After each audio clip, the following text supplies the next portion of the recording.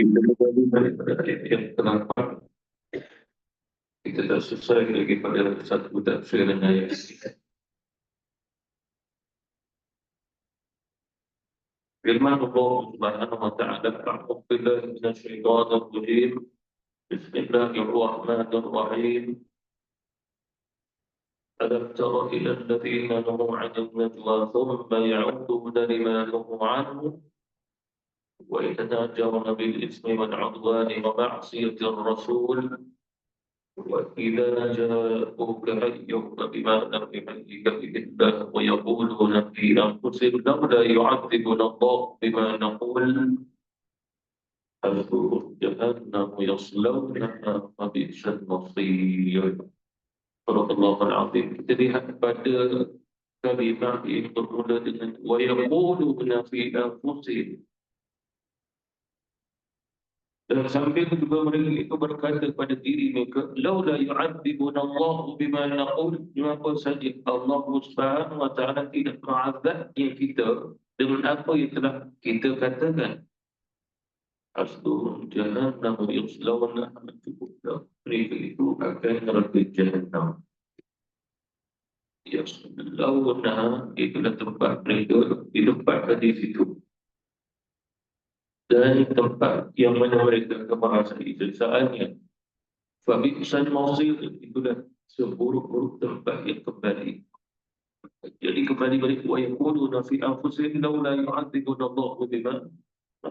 Ia berkaitan dengan apa yang mereka pernah katakan pada baginda Rasulullah sallallahu alaihi wasallam.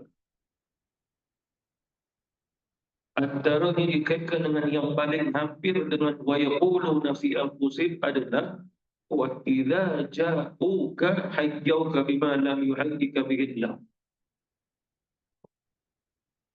Kalau mana mereka datang kepadamu yang Muhammad, lalu mereka pun memberilah kata hormat, tetapi dengan kaedah yang Allah Subhanahu wa ta'ala tidak mengkedaki kaedah tersebut. Seperti mana contoh datang orang Yahudi lalu mengatakan seolah-olah memberi salam pada Nabi, tapi hakikatnya tidak begitu. Assalamualaikum ya Muhammad, itu assalam maknanya adalah racun ataupun kematian buatmu ya Muhammad. Lalu mereka begitu berkata demikian. Walaupun begitu, Allah Subhanahu wa ta'ala tidak bertindak apa-apa. Oleh kerana itulah mereka mengatakan wa yaquluna fi anfusihim, lalu mereka mengatakan pada diri mereka sendiri, maknanya sesama mereka, laula yu'adzibuna Allah bima naqul, mengapa saja Allah Subhanahu wa ta'ala itu tidak menyiksa kita disebabkan apa yang telah kita katakan kepada Muhammad. Itu apa maksudnya? Mereka mengakui apa yang mereka katakan itu tidak betul. Walaupun begitu mereka tertanya-tanya, kalau betul iaitu Muhammad seorang nabi, pasti Allah Subhanahu wa ta'ala akan segera mengazab kita. Itu siapa kata? Yahudi. Disebabkan segala daripada apa yang dilakukan oleh Yahudi, fi'lan ke qawlan, mana perbuatannya ataupun perkataan mereka adanya tujuan. Salah satu tujuan adalah untuk mereka memastikan ini Nabi ataupun tidak. Disebabkan di antara orang Yahudi ada yang masih lagi ragu, ini bukan Nabi. Ada sebagian mereka tidak meragui ini Nabi, tetapi mereka terus terang kami tidak menerima itu. Yang lain pula adalah mereka tidak memandang Rasulullah SAW sebagai Nabi, mereka mengatakan dia adalah Dajjal. Dajjal ini adalah pembohong. Dan yang perlu kita ketahui, perbezaan-perbezaan ini sebenarnya menjadi mazhabnya dalamnya Yahudi itu sendiri. Sehingga kata Rasulullah SAW, orang Yahudi itu ada 71 furqah mazhab dia. Dan ini antara dia baru 2 mazhab dan mazhab yang lain lagi. Dan sebagai ulama menafsirkan bahawasanya wa yaquluna fi anfusihim laula yu'adzibuna Allah bima naqul, kerana ada di antara orang-orang Yahudi beranggapan bahawasanya Nabi Muhammad bukan seorang nabi. Kalau betul dia nabi, maka Allah akan segera mengazab kita. Tetapi di sini lau tunjukkan bahawasanya sekiranya benar-benar dia Nabi. Lah, Di sini tidak. Makna menunjukkan bahawasanya Allah tidak mengazab kita. Di mana pun apa yang telah kita katakan kepada dia. Itu. Dari sudah akidah sunnah wal jamaah yang perlu kita ketahui dan kita pelajari bahawa kehendak Allah Subhanahu wa taala kembali kepada fa'alul lima yurid. Fa'alul lima yurid adalah sifat fi'liyah. Mana sifat fi'liyah Allah menghendaki dia buat apa saja atas kehendak dia. Apa maksudnya di sini? Orang yang menghina Nabi, mencela Nabi, dan Allah Subhanahu wa taala tidak bertindak apa-apa.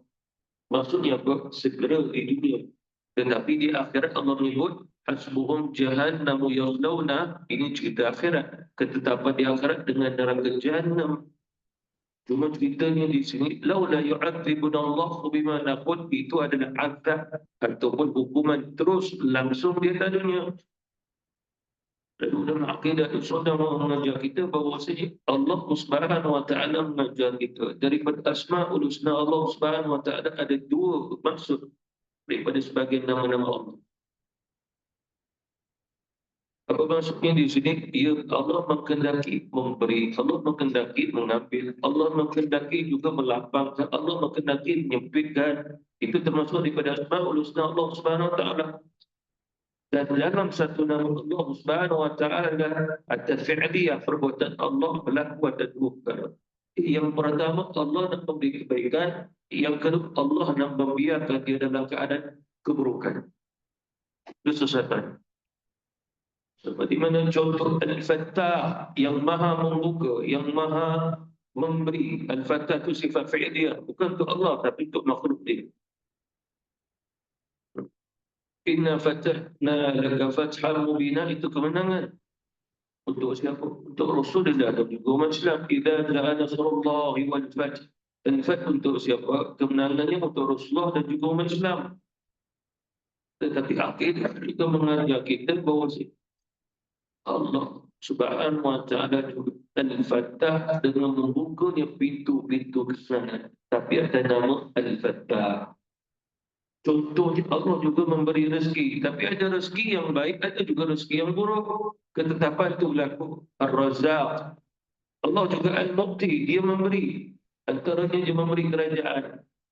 Dia memberi kerajaan kepada Fir'aun, kepada Qarun. Dia memberi juga kepada Namrus. Apa maksud? Al-Muqti. Jadi jangan difaham Al-Muqti. Allah maha memberi. Kita nampak hanya diberi kepada orang mukmin saja. Al-Fattah yang maha membuka jiwa, membuka hati. Hanya untuk orang mukmin tidak. Seperti mana firman Allah, "Falamma nasu ma dzukiru bihi, fatahna 'alaihim abwaaba kulli syai'."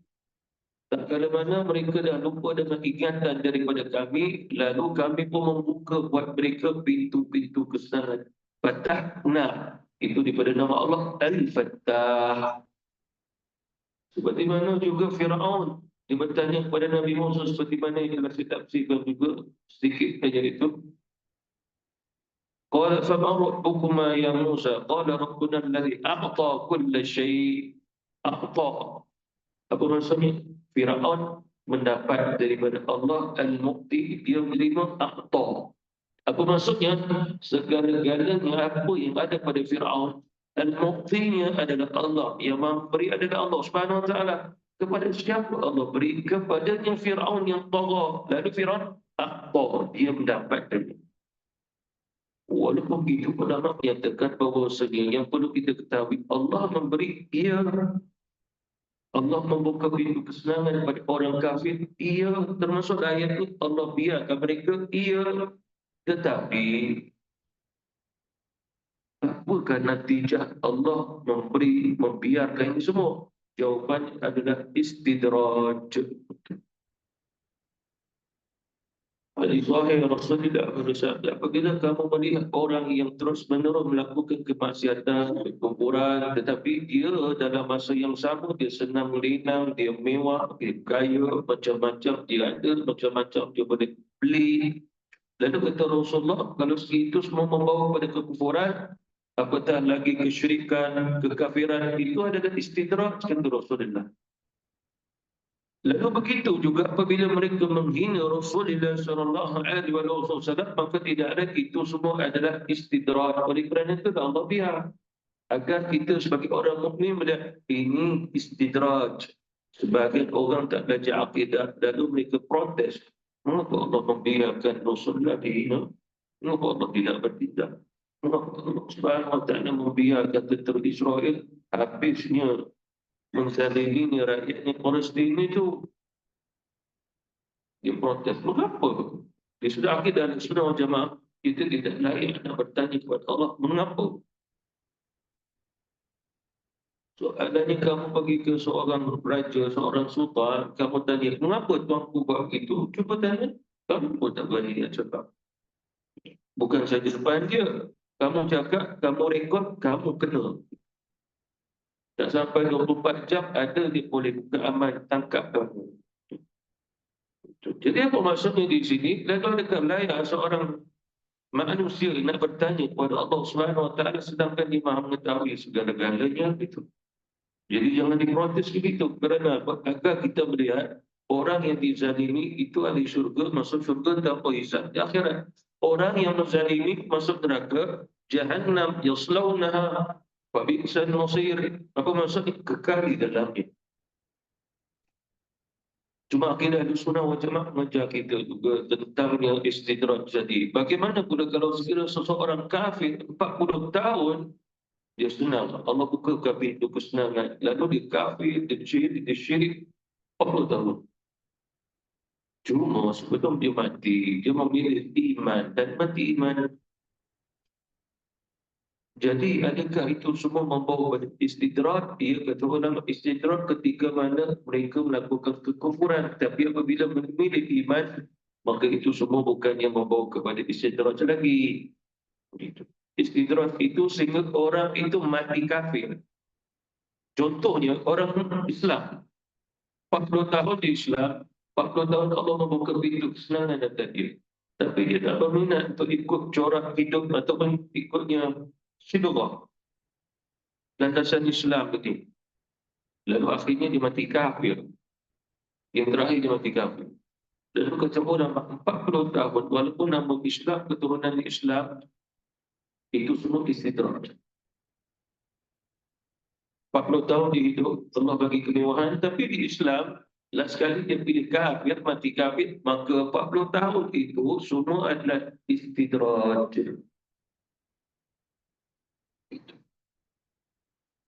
Zaman Rasulullah sallallahu alaihi wasallam ada seorang bernama Hakim bin Hisham, dia masuk Islam. Lalu ditanya tentang kebaikan yang pernah dilakukan. Apa maksudnya di sini? Ada dua. Satu, rezeki Allah Subhanahu Wa Taala beri lalu menyembahkan dia, menyembah dia berhala. Itu istirahat. Cuma ada juga rezeki yang Allah beri pada dia lalu dibantu orang. Orang yang lapar diberi makan, orang tak ada pakaian diberinya pakaian, orang tak ada tempat tinggal diberi tempat tinggal. Itu sifat insaniah. Sifat insaniah. Kemudian yang masuk Islam kata Rasulullah, wahai Hakim, kebaikan yang kau lakukan sewaktu kau jahiliah dulu, Allah menukar yang menjadi pahala. Apa maksudnya? Kebaikan sifat insan kamu waktu kamu jahiliah, kamu kafir, kamu sembah selain Allah, tapi ada kebaikan insan yang terakhir adalah menyebabkan kamu mukmin, maka itu semua Allah menilai sebagai pahala.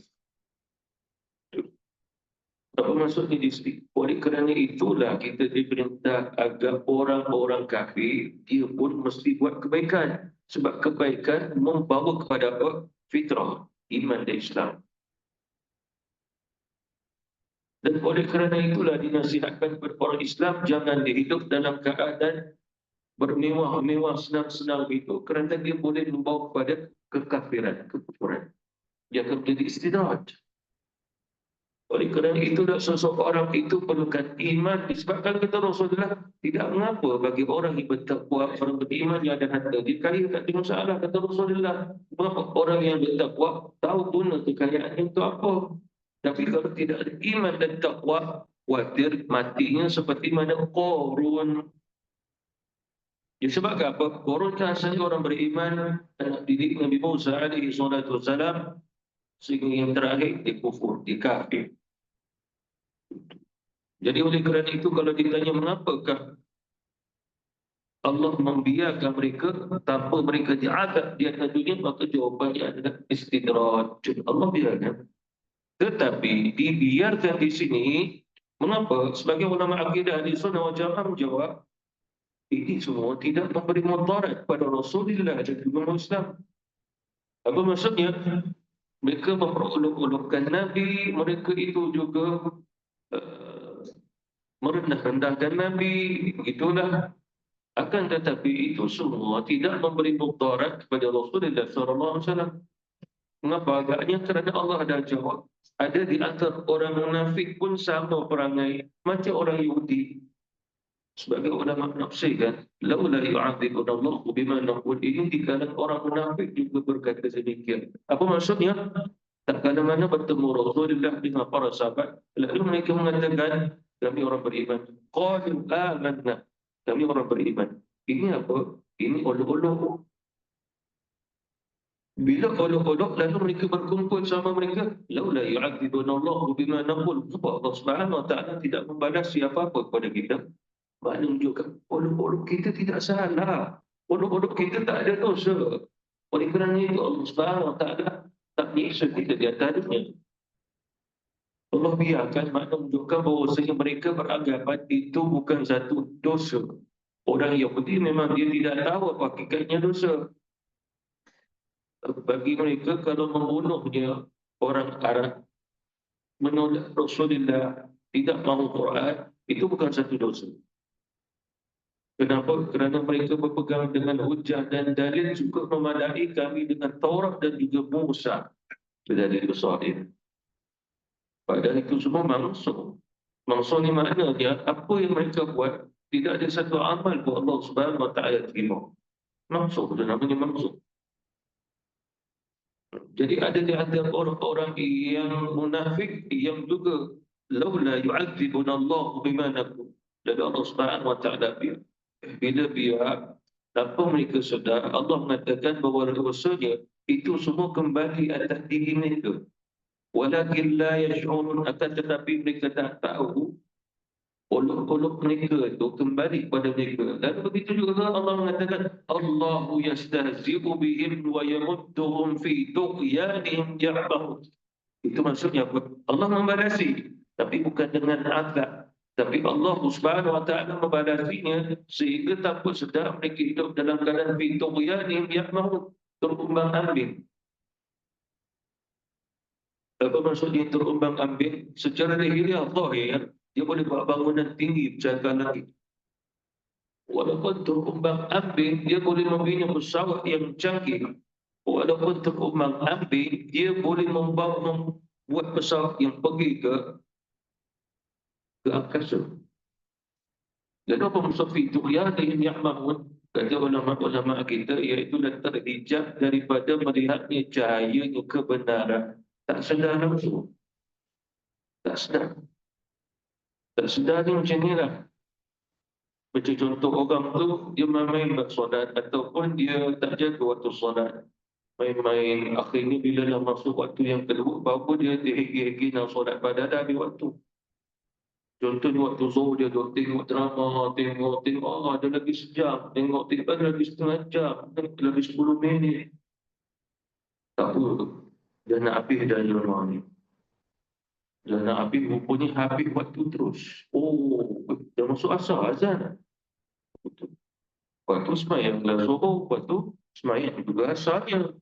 Lepas tu gelak. Apa maksudnya? Dia tak tahu kesalahannya.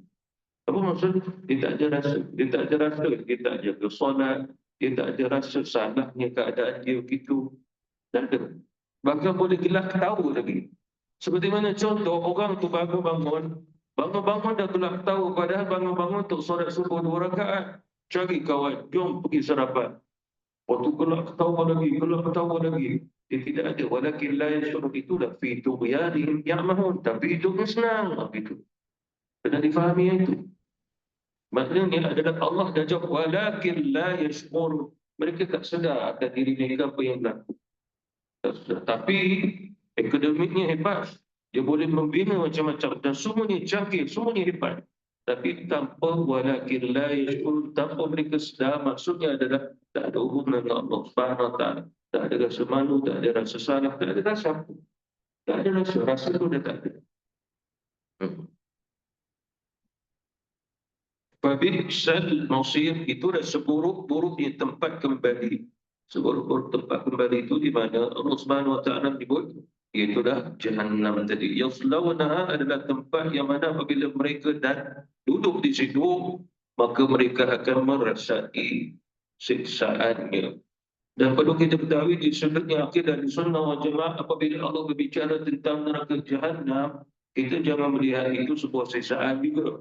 Kerana siksaan daripada Allah tidak boleh dihakikatkan. Itu di sudah akidah. Kerana apa? Barang siapa menyamakan siksaan makhluk dengan siksaan Allah, kafir. Apa maksudnya? Menyamakan. Sebab Allah Subhanahu Wa Taala dah jawab dalam Quran, dalam surah Al-Fajr, bahawasanya tidak ada boleh disamakan siksaan Allah dengan siksaan makhluk. Jangan disamakan. Bila disamakan, menunjukkan kamu memakhlukkan Allah. Memakhlukkan Allah punya kafir. Seseorang bertanya saya sebab saya mengajar Quran.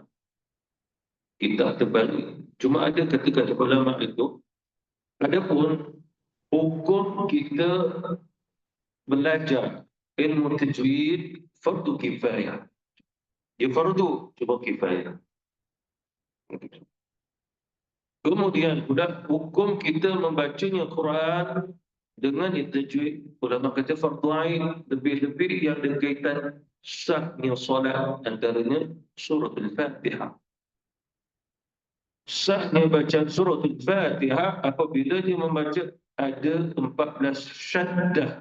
14 tajwid itu tanda satu, 14 dalam tu. Maka mesti melaksanakan 14 sah Fatihah, maka sah solat. Jadi tidak ada kaedah lain, dia mesti tak ada guru, walaupun seorang guru tu menentukan 14 syaddah je sebetul-betul. Cuma ulama tu menyebut, barang siapa yang mengingkari, dia menolaknya tajwid, maka kafir. Itu Quran sungguh ni. Lalu dia kata, saya dah tanya seorang ustaz. Lalu ustaz tu kata, kena tanya saya balik. Sebab kata kafir ni agak berat. Apa maksud menolak tajwid jadi kafir? Bagaimana nak dijelaskan? Betul. Sebenarnya ulama-ulama menyatakan menolak tajwid ada masalah tentang terjemahan tu, sebenarnya asal kitabnya besar. Maksudnya adalah menolak bacaan yang mutawatir yang dibaca itu, makna Quran. Quran dibaca dengan alif lam mim, jangan dibuang lagi. Quran dibaca dengan huruf ini, dengan kalimah ini, jangan ditukar-tukar, jangan dimain-mainkan lagi. Barang siapa yang tukarnya, memain-mainkannya, maka itu kafir. Jadi apa maksud tajwid? Iaitulah orang yang menolak tajwid adalah dia membaca dengan cara dia adalah tanpa tajwid. Apa maksud tanpa tajwid? Kerana menolak ilmu tersebut, maka kafir. Kerana apa? Quran itu turun dengan tajwidnya tadi. Dan salah satu dengan tajwidnya adalah warattilil Quran dan tartila. Tartil ni mana kaedah bacaan. Contoh gini, Quran kalau dibaca mana di kaedahnya. Cuba baca Alhamdulillahi Rabbil Alamin. Alhamdulillahi Rabbil Alamin. Itu Quran. Lalu bagaimana seseorang boleh jadi kafir kalau dibaca? Saya nak baca ini, Alhamdulillahi Rabbil Alamin. Suka hati saya lah, saya nak baca macam mana? Nak panjangkan, nak pendek ke? Dengan tu yang lima dan zalim, suka hati saya. Itu kafir. Itu maksudnya. Maknanya sehingga dia ada niat memperlengketkan bacaan tajwid, itu kafir. Itu maksudnya. Memang dalam kitab sebut begitu, agak keras fatwa itu. Itu contoh selingan. Seterusnya firman Allah Subhanahu wa taala, ya ayyuhalladzina amanu يا أيها الذين آمنوا إذا تناجيتم فلا تتناجوا بالإثم والعدوان ومعصية الرسول وتناجوا بالبر والتقوى واتقوا الله الذي إليه تحشرون. Wahai orang-orang yang beriman, Idza tanajaitum, apabila di antara kamu ada yang nak berbisik-bisik, pada tatanajau, maka janganlah di antara kamu itu dia berbisik-bisik bil ismi, dengan tujuan untuk melakukan hal yang berkaitan dengan dosa, wal udwan, itu permusuhan, wa maksiatur rasul, dan juga bermaksiat pada rasul. Dan ini semua kembali sama seperti mana yang dilakukan oleh orang-orang Yahudi dan munafik. Seperti mana ayat Alam tara ila alladhina nuhu 'anil najwa thumma ya'udu lima nuhu anhu wa yatanajawna bil ismi wal 'udwan wa ma'siyatir rasul. Jadi Allah melarang orang beriman jangan mengikut perangai yang sama. Apa maksudnya di sini? Dia tidaklah melakukan pada Rasul. Kalau dibuat pada Rasul, sama kedudukannya macam orang Yahudi dan munafik. Itu. Tetapi selain pada Nabi, selain pada orang yang beriman, maka mereka dilarang. Seperti mana di Rasulullah SAW, apabila kamu ada 3 orang, jangan dengan 2 orang di antara kamu berbisik, nanti seorang itu bersedih hati. Kenapa ke aku kau tak kongsi nak cerita? Kau cerita 2 orang, padahal kita bisnes 3 orang. Contoh. Contoh saja. Ia berlaku pada zaman Rasulullah SAW. Dan Nabi kita melarang. Apabila di antara kamu ada 3, Nabi sebut bertiga, maka janganlah 2 orang berbisik di antara mereka. Tinggal seorang. Kalau kamu nak berbisik, bisiklah tidur. Maksud berbincang perlahan-lahan. Sekiranya mungkin tidak sesuai kerana memang betul kamu kena berdua saja, maka jangan kamu bisik ketika itu bersama-sama. Maknanya biarlah seorang tu dah balik rumah, ke kamu bersembangkan dengan dia pelan-pelan berdua. Contohnya begitu. Itu yang disebut baginda Rasulullah SAW.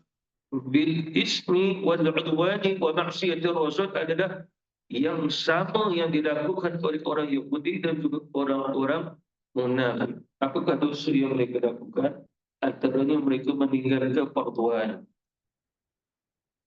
Orang Yahudi tetap ke fardu buat dia. Dia fardu buat dia beriman pada Rasulullah. Wajib baginya mengikut Rasulullah. Siapa yang kata wajib? Quran. Lagi Taurat.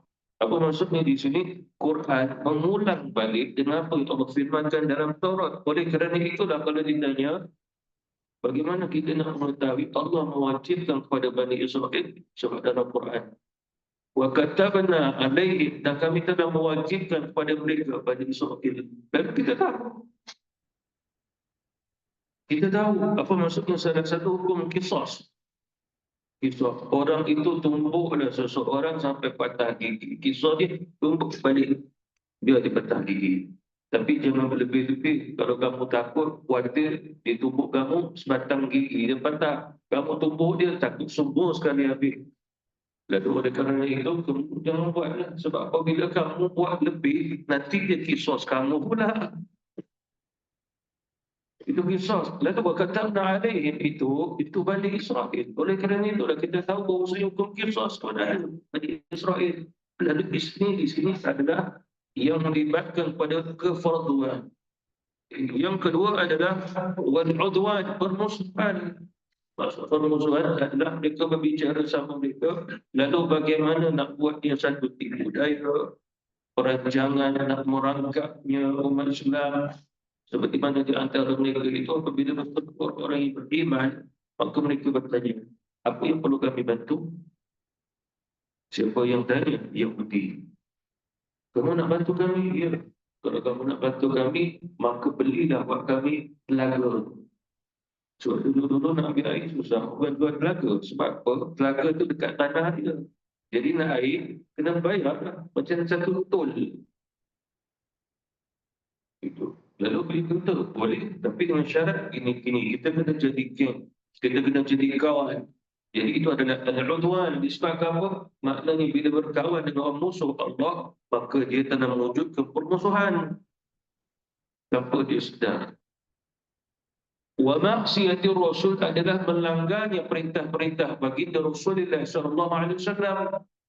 Seperti mana ayat yang sebelum ini telah dilarang buat mereka, alam tara ila alladhina nuhu 'anil najwa, dilarang buat mereka itu najwa, berbisik-bisik tadi atau berbincang pelan-pelan itu, thumma ya'udu lima nuhu anhu, tetapi mereka kembali balik dengan apa yang telah dilarang. Jadi Rasulullah kata ke sahabat, apabila di antara kamu ada 3 orang, maka jangan 2 orang berbisik. Biarkan seorang si kecil hati ini, kata Rasulullah. Lalu bila kamu buat juga, pinggirkan seorang itu, kamu telah bermaksiat pada Rasulullah SAW. Itu maksudnya. Seperti mana contoh Rasulullah perintah sahabat, kamu pergi ke wilayah itu dan dakwah. Lalu di antara sahabat, kamu pergi ke tempat lain. Maka dipermaksiatkan Rasulullah SAW. Itu maksudnya. Seperti mana contoh Rasulullah apabila dia merasa dalam satu kumpulan, dalam satu kemusiaan. Lalu Nabi mengatakan, hendaklah kamu sampaikan kepada orang yang tidak adil di antara kamu, yang difahami di antara orang beriman itu. Tapi di antara mereka pergi jual sabda Nabi kepada musyrikin dan orang Yahudi. Itulah munafik tadi. Jadi mereka adalah bermaksiatul Rasul, bermaksiatul Rasulullah sallallahu alaihi wasallam. Watanajau bil birri wat taqwa.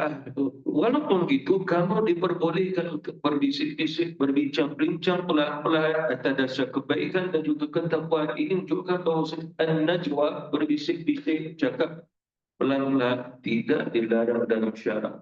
Kerana Rasulullah kata, boleh, dan Allah berkata, boleh dengan syarat kebaikan dan ketakwaan. Itu. Tetapi Nabi kata, kena jaga juga yang aku suruh tadi. Walaupun Allah perintah, boleh di antara kamu berbicara pelan-pelan, tapi nak dilihat jangan sampai ada di antara kamu kecil hati kerana kamu memikirkan dia. Jadi Rasulullah tidak mahu begitu. Tidak mahu begitu. Dan perkara ini berkata Rasulullah SAW.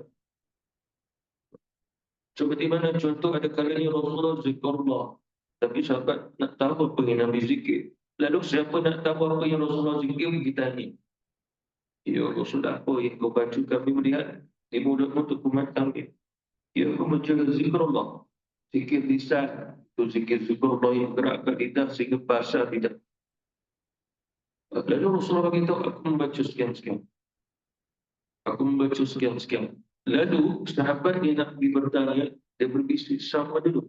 Boleh tak bertolong tanya Rasul? Aku suka dengan Rasul. Kau dah tolong tanya, bisik-bisik. Tapi itu bil birri wal taqwa, tidak ada masalah. Seperti mana ayat Quran, wa ta'awanu 'ala birri wal taqwa, dan hendaklah kamu melakukan kebaikan atas dasar, itulah tolong-menolong di antara kamu atas dasar kebaikan dan juga ketakwaan. Itu adalah termasuk perkara yang dianjurkan pada syarak. Pada diperbolehkan. Diperbolehkan. Birri wa taqwa. Jangan pula kita tu cakap bisik-bisik. Ustaz ni cakap apa aku tak faham. Ustaz ni lama sangat aku dah mana. Ustaz ni nak apa dia menyanyi lagu zaman pula. Jangan. Diam-diam. Kalau nak cakap begitu, pergi Hadramaut sama-sama pergi. Itu pun dilarang. Disebabkan apa? Kerana apabila tidak terlibat dengan satu yang memberi manfaat, maka elakkan. Wattaqullaha alladhi ilaihi tusyarun, dan hendaklah kamu bertakwa kepada Allah Subhanahu wa taala. Kerana apa? Nanti kelak Allah akan menghimpunkan kamu semua. Apa maksudnya? Ayat ini menghubungkan dengan ukhrawi akhirat. Kerana manusia dia berhubung seolah-olah hidup ini sampai mati duniawi, bermula berakhir duniawi. Padahal ada satu tempat lagi ukhrawi.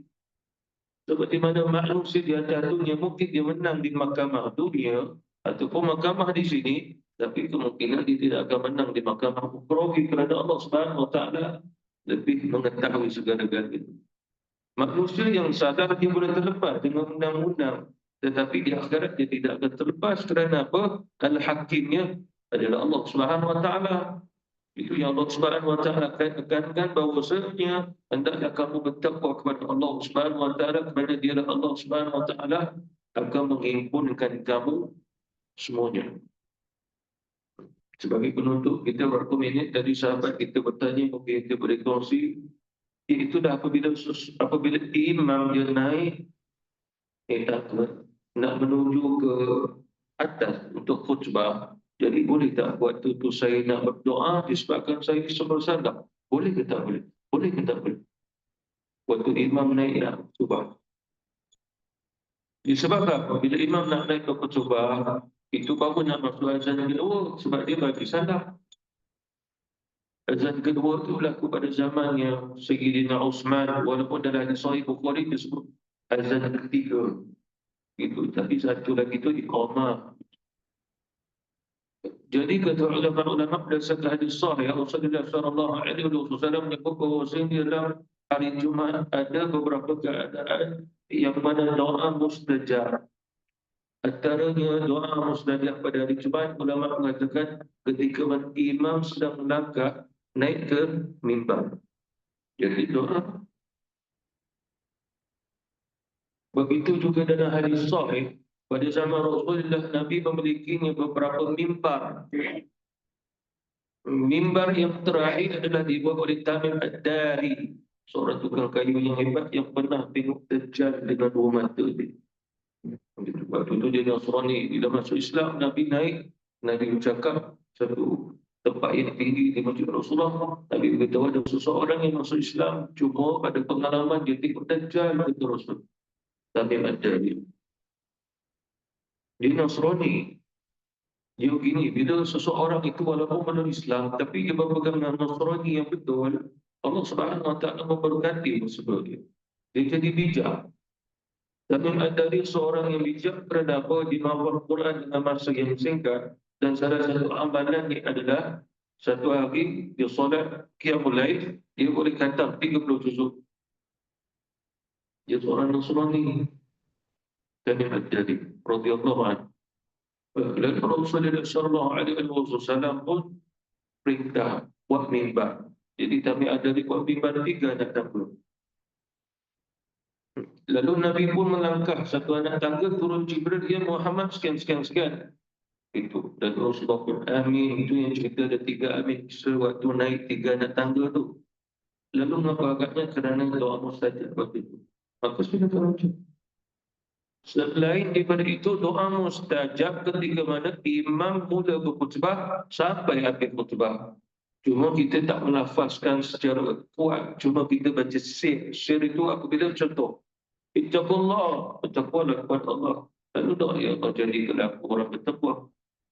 Kemudian dalamnya isi daripada khutbah itu ada cerita manusia kena begini, jangan jadi lalai. Dan buat itu, ya Allah jangankan jadikanlah aku lalai. Doa itu mustajab. Kalau sekali tidak, baca sejadah hati. Doa dalam hati. Ada juga ulama mengatakan setelah sedikit imam bagi salam, kita doa waktu itu mustajab.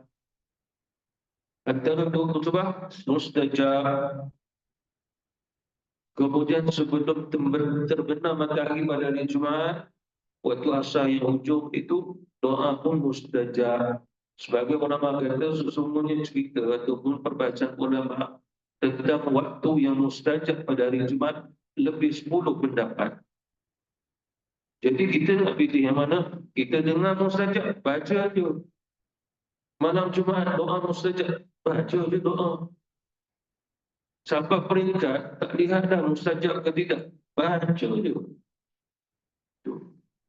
Kalau sekiranya kita melihat mustajab, kita mustajab atas pendapat peribadi aku yang mustajab yang ini. Padahal Rasulullah kata, Allah menyembunyikan mustajab itu. Jadi doa aja, mustajab ke tidak, kita tak Allah Subhanahu Wa Taala tak kendak dia. Disebabkan gini, akidah mengajar kita, segala-galanya di sisi Allah ketetapannya ada yang tidak sama melainkan masyru'. Masyru' maknanya yang disyariatkan itu sama. Apa maksud? Allah kata solat, semua yang mukallaf solatnya sama 5 kali. Tidak ada, para nabi boleh solat 2 kali. Para wali boleh solat 3 kali. Orang awam solat 5 kali. Tidak begitu, semua sama. Tetapi yang berbeza adalah Allah hubungannya dengan hamba itu secara peribadi. Apa maksudnya di sini? Contoh, Kita berdoa ketika mana imam naik untuk berkhutbah, Allah mustajabnya.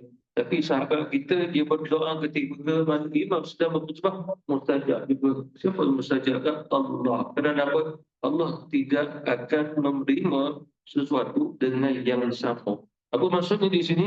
Walaupun ada kawan kita yang berdoa ketika mana imam naik khutbah, kita pun doa yang sama seperti mana imam pun sedang naik khutbah. Jadi kedua-dua mustajab. Tapi bentuknya mustajab, waktu keadaan itu min haitsu la yatasib bi ghairi hisab. Kita akan pernah sama. Itu kuasa Allah pada Ar-Razik. Ar-Razik adalah Maha mengurniakan dan Ar-Razik Allah tak pernah sama. Tidak pernah sama. Tidak pernah sama walaupun sebesar zarah. Di antara kita tak ada yang pernah sama sekali. Itu wallahu ta'ala. Kita sampai yang ke-9. Wabillahi taufiq wal hidayah. Wassalamualaikum warahmatullahi wabarakatuh.